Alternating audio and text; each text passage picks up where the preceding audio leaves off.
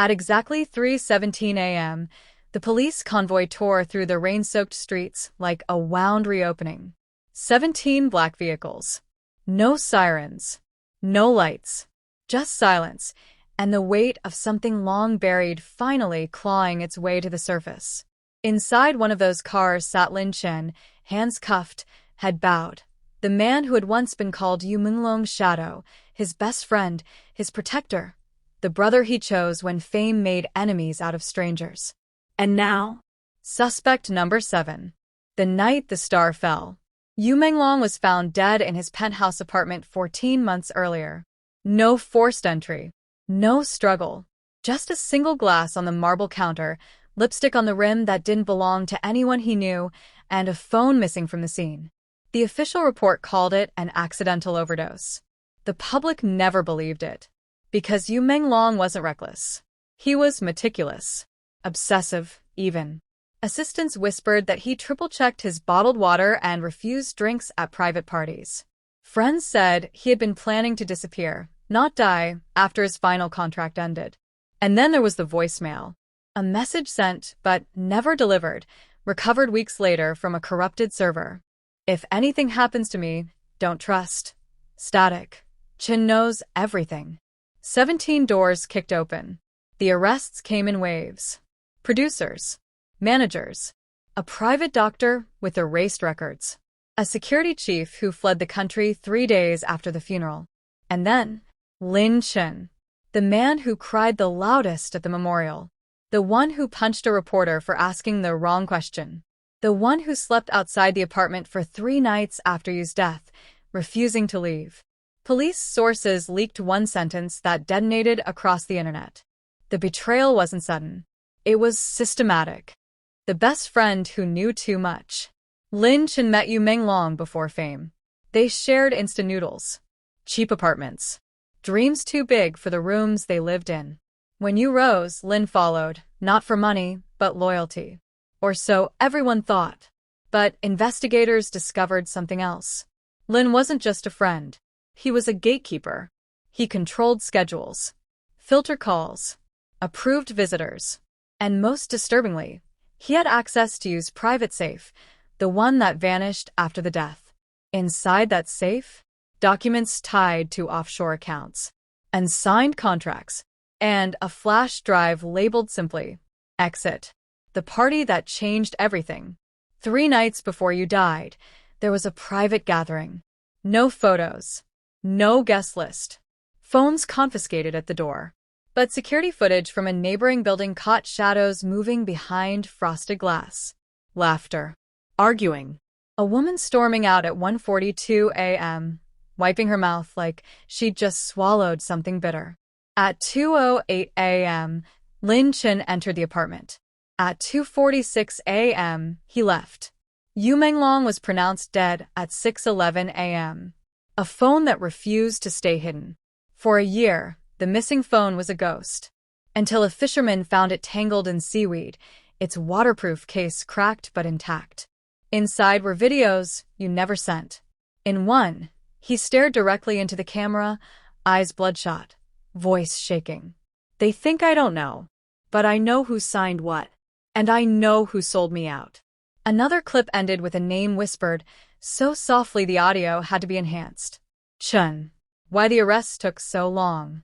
The case stalled because it wasn't just about one death. It was about an industry. Money laundering through talent agencies. Silenced witnesses paid off or erased. Contracts written like traps you couldn't walk out of alive. Menglong, according to investigators, had planned to expose everything. And exposure is dangerous. Especially when your closest ally is standing right beside you. The interrogation room. Lin Chen didn't speak for 6 hours. Then he laughed. Not hysterically. Not nervously. Tiredly. You think I killed him, he said. But you don't understand. He was already dead the moment he decided to leave. When asked who gave you the final drink, Lin closed his eyes. When asked who ordered it, he opened them. And smiled. The final twist. Among the 17 arrested was one name nobody expected. A woman listed only as M. She wasn't a lover. She wasn't staff. She was a fixer, someone who cleaned scandals before they reached daylight. Her testimony shattered the last illusion. Menglong hadn't been meant to die. He had been meant to be silenced. The dosage was wrong. Someone panicked. Someone stayed too long. Someone who loved him, but loved survival more. After the headlines fade, the case is still unfolding. Trials pending. Evidence sealed. Confessions whispered, but not yet signed. Fans light candles. The industry pretends to mourn. And somewhere in a concrete holding cell, a man who once called himself a brother stares at a wall and waits. Because in the end, the most dangerous enemy isn't the one who hates you. It's the one who knows exactly how much you trust them. The rain didn't stop. It smeared the city into streaks of silver and black as the first arrest unfolded, not with a bang, but with a whisper. A coded knock. A door opening a fraction too late. A man in silk pajamas staring down the barrels of flashlights like he'd always known this moment would come. By dawn, 3 names were trending. By noon, 7. And by nightfall, the number everyone would remember, 17, was carved into public memory like a scar. But even as the headlines screamed, "BREAKTHROUGH," the investigators knew the truth. This wasn't the end. This was the beginning. The first thread pulled. The case reopened quietly. No press conference. No official statement. Just one sealed envelope slid across a steel table in a windowless room. Inside it was a timeline, tight, ruthless, and unforgiving. It charted Menglong's final 72 hours, and every single path led back to the same person. Lin Chen. Not as a suspect. As a constant. He was there when you canceled a meeting he'd been excited about. There when you abruptly fired his longtime assistant. There when you deleted 3 years' worth of messages from his tablet at 2:13 a.m. And there, always there, when everyone else wasn't. People think loyalty is loud, one detective muttered, staring at the board. But the most dangerous kind never raises its voice. The apartment revisited. When investigators re-entered the penthouse, it felt different. Not haunted. Curated. The furniture hadn't moved, but something about the air suggested erasure, like a room wiped of fingerprints too perfectly. They found it behind the bookshelf. A shallow scrape along the marble floor. A pressure mark where something heavy had once been anchored. The safe. Gone. No forced removal. No damage. Just absence. Only 2 people knew the access code. Menglong and Lin Chen. A friendship under the microscope. Old footage surfaced, interviews from years ago, when they were nobodies. Yu smiling easily. Lin, standing half a step behind him. Always half a step. Psychologists brought in to consult on the case noticed it immediately. Watch how Lin looks at him, one expert said, scrubbing through footage frame by frame. That's not admiration. That's vigilance. Friends recalled moments they dismissed at the time. How Lin discouraged Yu from reconnecting with an old mentor. How he intercepted calls to protect him. How he once said, half-jokingly, "You can't survive out there without me." At the time, it sounded like devotion. Now, it sounded like a warning. The second arrest changed everything. The second arrest came from a luxury clinic on the outskirts of the city. A private doctor. Discreet. Expensive. His records were spotless, until they weren't. A deleted entry resurfaced from an encrypted backup, a late-night visit logged under a false name.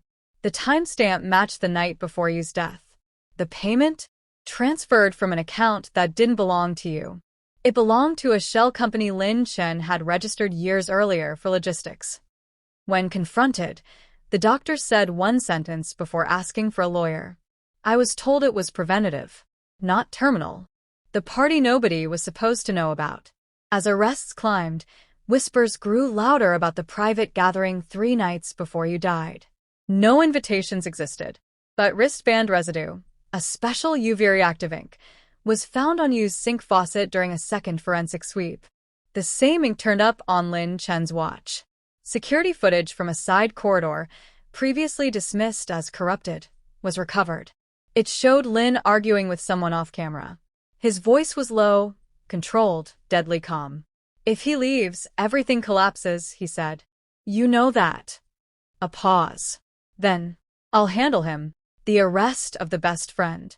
They took Lin Shan in at 3:17 a.m. No resistance. No denial. He asked only one question as the cuffs clicked shut. Did you find the phone? The silence that followed was answer enough. In the interrogation room, fluorescent lights hummed like insects. Lin sat straight-backed, composed, the image of a man who had rehearsed this moment 1,000 times. When shown the timeline, he nodded. When shown the clinic records, he sighed. But when they played the voicemail, the broken message you had tried to send, the mask finally cracked. Not guilt. Fear. Because the voicemail didn't accuse. It warned. 17 arrests. One center. By the end of the week, 17 people were in custody. But the investigators circled one name in red. Not because he was the worst, but because without him, none of the others could have reached you at all. Lin Shan wasn't just close to you, Menglong. He was the door. And doors don't need to kill you themselves. They just need to let the right people in and make sure you can't get out.